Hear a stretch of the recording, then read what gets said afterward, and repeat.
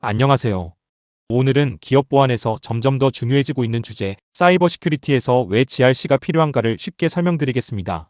많은 분들이 보안을 기술적인 문제로만 생각합니다.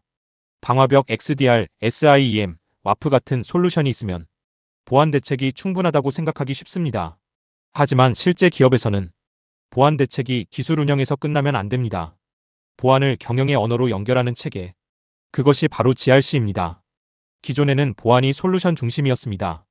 예를 들어 방화벽 로그 분석, XDR 탐지 이벤트 분석, 취약점 점검 결과 검토, 이런 것들을 각 팀이 기술적 용어로 보고합니다. 문제는 경영진이 이해하기 어렵다는 점입니다. 반면 GRC는 다릅니다.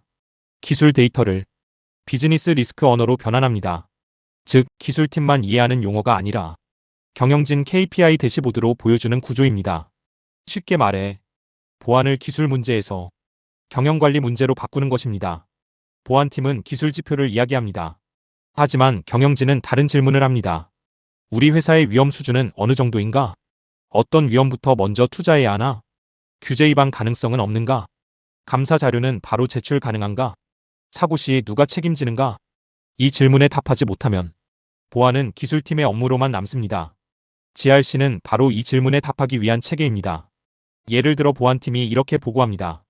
서버 취약점 120건 있습니다. 중요 서버 15대가 미패치 상태입니다. 실무자는 심각성을 바로 느낍니다. 그런데 경영진은 이렇게 묻습니다. 그래서 사업에 어떤 영향이 있죠?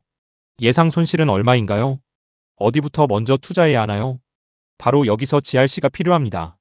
기술 데이터를 사업 영향도, 금전 손실, 규제 위반 여부로 바꾸어 의사결정이 가능하도록 만드는 것입니다. GRC의 핵심은 중앙관리입니다. IT팀은 취약점을 관리하고, 보안팀은 사고 대응을 하고, 감사팀은 컴플라이언스를 관리합니다. 문제는 서로 분리되어 있다는 점입니다. GRC 플랫폼은 이 모든 것을 하나로 묶습니다. 즉, 모든 정보를 하나의 기준 정보로 통합합니다. 이것을 흔히 싱글 소스 오브 트루스라고 부릅니다. 예를 들어 기업은 여러 규제를 동시에 맞춰야 합니다. ISO 27001, NIST CSF, 전자금융감독 규정. 각각 따로 관리하면 매우 비효율적입니다. 예를 들어 MFA 통제 하나를 적용했을 때 이 하나의 통제가 여러 규제 요구사항에 동시에 연결됩니다. 즉, 통제 1개가 규제 8개를 충족되면 감사 준비 시간이 크게 줄어듭니다. 실무 효율성이 매우 높아집니다. 경영진은 로그를 보고 싶어 하지 않습니다. 숫자로 된 비즈니스 KPI를 원합니다. 예를 들어 하이리스크 12건, 미조치 취약점 34건, 컴플라이언스 준수율 87%. 이렇게 한눈에 볼 수 있어야 합니다. 이러한 대시보드가 있어야 예산 투자와 우선순위 결정이 가능합니다. 이 부분이 가장 중요합니다. 성숙한 보안 조직은 사고 복구에서 끝나지 않습니다. 반드시 다음 단계로 연결합니다.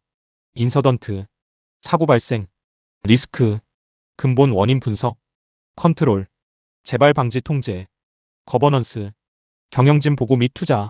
이 흐름이 있어야 같은 사고가 반복되지 않습니다.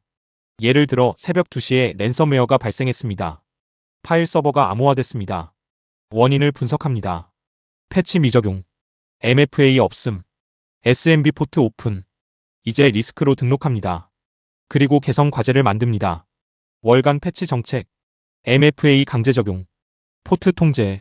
마지막으로 경영진에게 예산을 요청합니다. 재발 시 손실 3억 예상, 예방 예산 5천만 원 필요. 이것이 GRC의 실제 운영 방식입니다.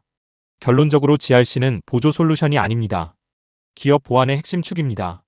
기술 솔루션은 탐지와 대응을 담당하고, GRC는 무엇이 중요한지, 누가 책임지는지, 언제 해결할지, 얼마를 투자할지, 이 모든 것을 관리합니다. 즉, 보안의 성과는 기술이 아니라 GRC 체계에서 시작됩니다. 감사합니다.